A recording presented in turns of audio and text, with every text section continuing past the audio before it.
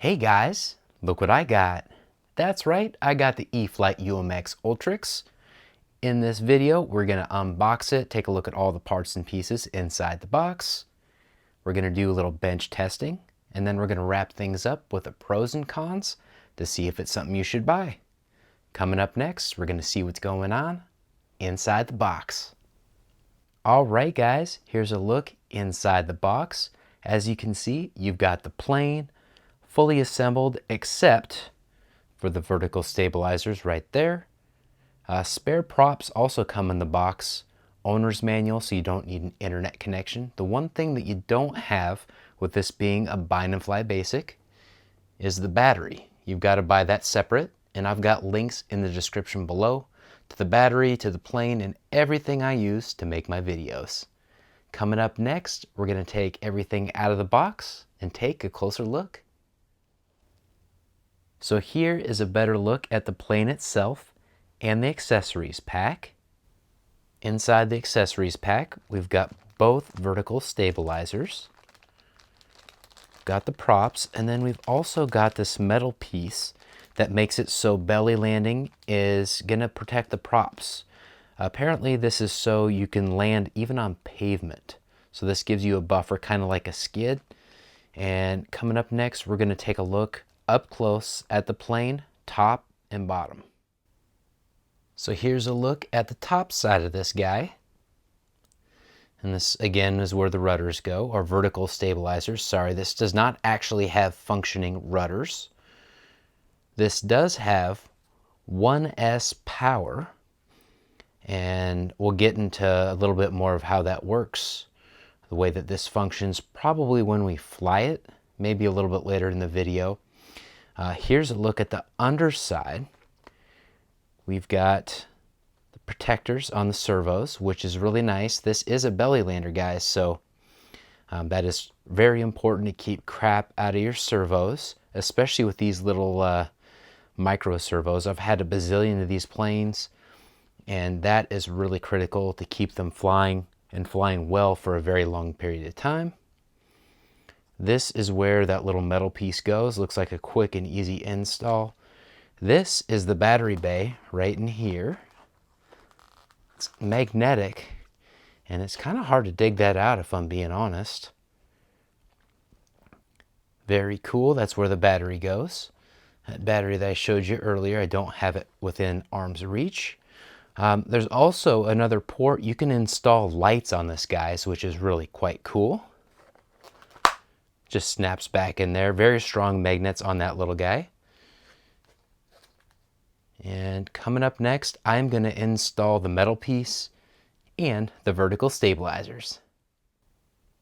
Alright guys, the vertical stabilizers should be quite easy to install. That's simple. You don't need glue because this is not going to fit back in the box, and it looks like at least for the first little bit, it should hold in there quite nicely. Looks really quite cool, guys.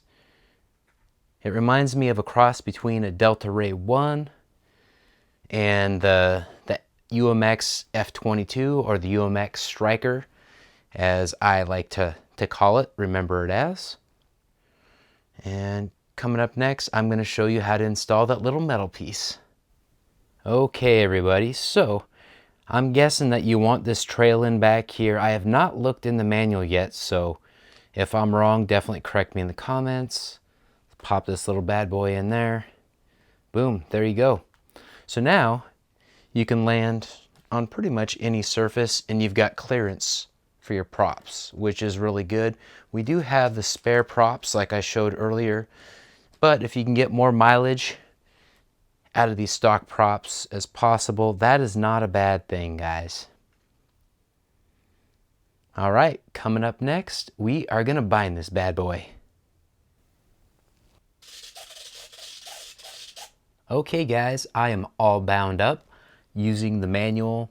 Everything was very straightforward, so I trust that everyone will be okay. If you're not, for some reason, don't hesitate to message me on GB Linens RC on my Facebook page. Just drop a DM. I'm not against taking pictures, making quick little videos and kicking them over to you. If there's anything that you're not clear on, I've done a million of these things, so it was very straightforward to me. Without further ado, and yeah, we've got tons of throws. This is in safe right now, guys, and it's set up on the B switch. Now, the next thing is AS3X low. So you're not, it doesn't have 100% throw. In fact, it's 70% throw. So if I'm trying to rock it like I did in that safe mode there a second ago, not gonna happen. Now, the third position, Flight mode 3. I can do that because that has 100% throws, but it's got 40% expo, which is cool. And this thing, I'm gonna drop it back into safe, and I'm gonna give it some throttle so you guys can hear that.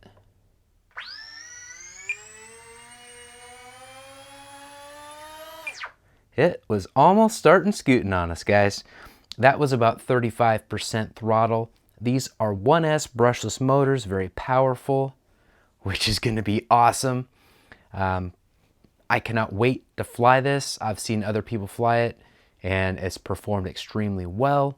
Long flight times, excellent stuff.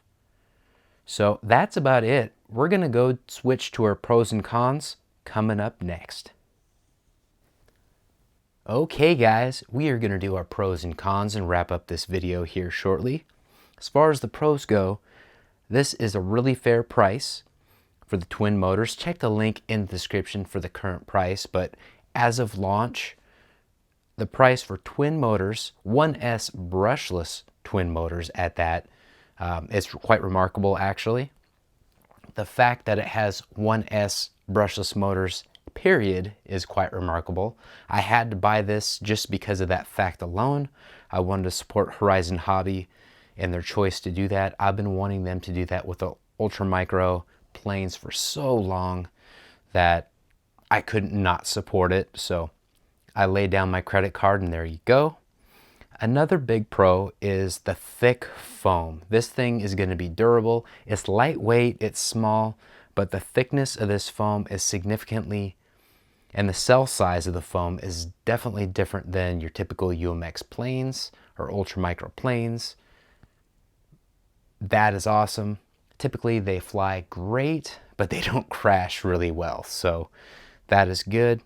It also has a really small box, which is good for me because I've been flying a lot of big jets like the E-flite Su-30, things like that. So I can just slide this little box into my car wherever it fits. It's about the size of a medium pizza box, so yeah, I'll be able to fit that lots of different places, which is awesome. It's nice to be able to mix up flights with a plane like this with a giant jet, which is cool, and I love that jet. Check out those videos, by the way, guys. I love that plane.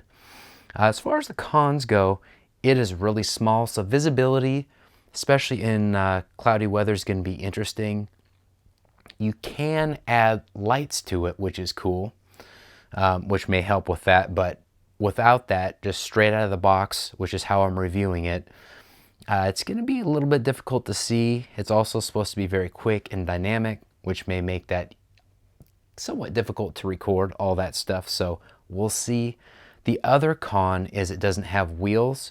It does have that metal bracket in the front that you can see there, but that is not a replacement for wheels in my opinion.